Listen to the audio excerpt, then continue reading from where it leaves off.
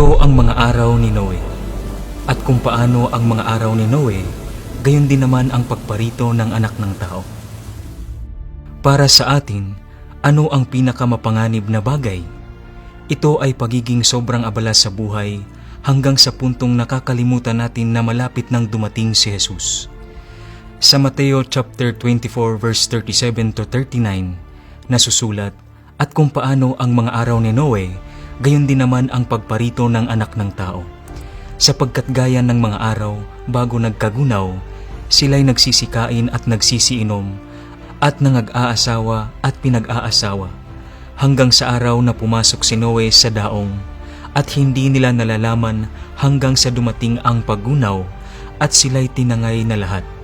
Ay gayon din naman ang pagparito ng anak ng tao.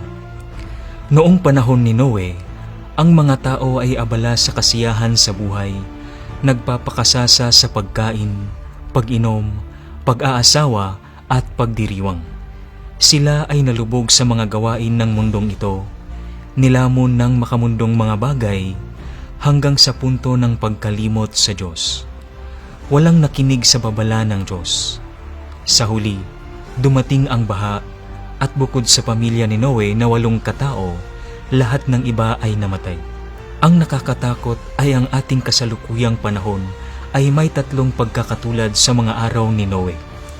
Alam mo ba kung ano ang mga ito? Una, sexual na kabuktutan.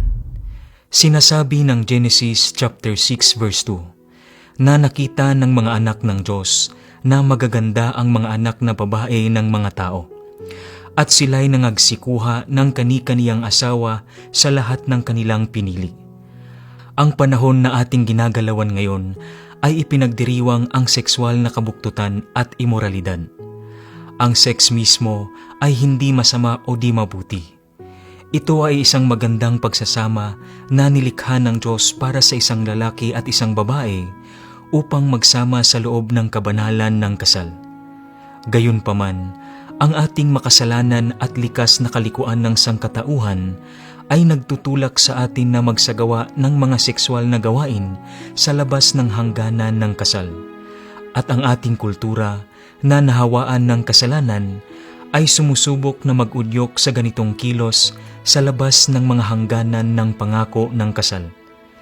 Malinaw ang pamantayan ng Diyos na ang sexual na ugnayan ay para lamang sa pag-iisa ng isang lalaki at isang babae sa loob ng kabanalan ng kasal. Pangalawa, ang likas na masasamang hilig ng puso ng tao.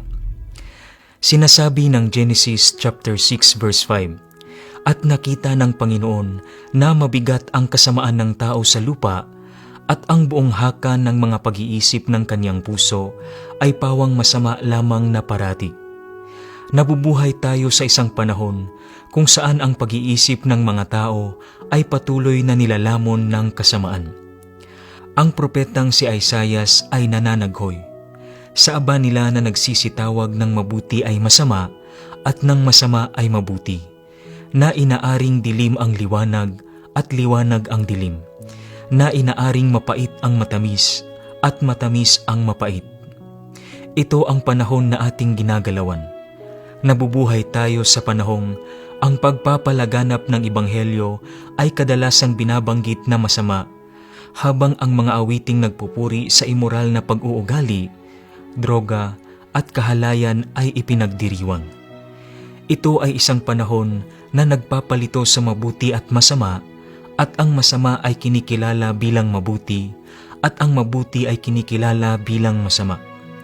Nakalulungkot, hindi lamang ang sekular na mundo, kundi pati na rin ang ilang simbahan ay nagsisimulang sumang-ayon sa mundo na nagiging bahagi ng kultura ng mundo.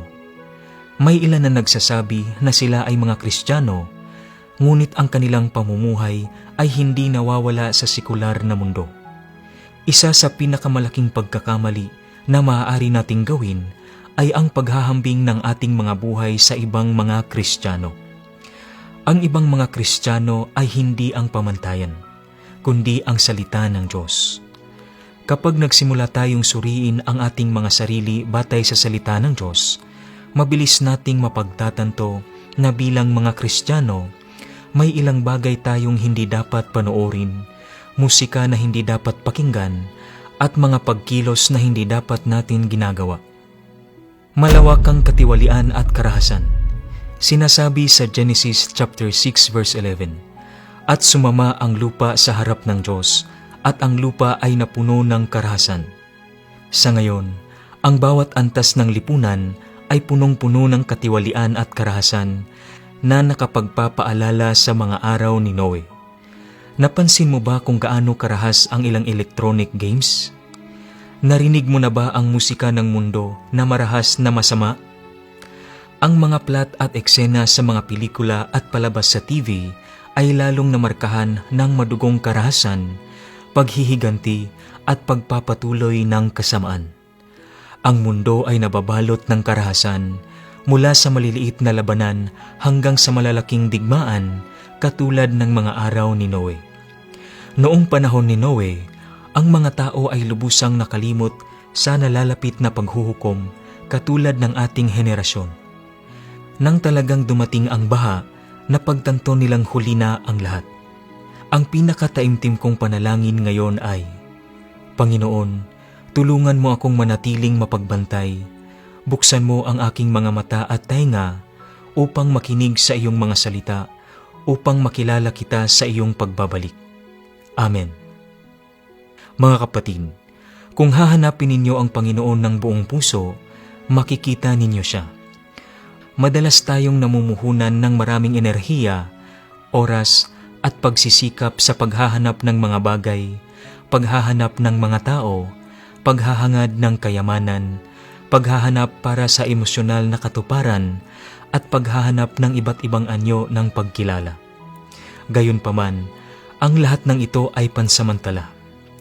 Ang mga ito ay lilipas din sa huli.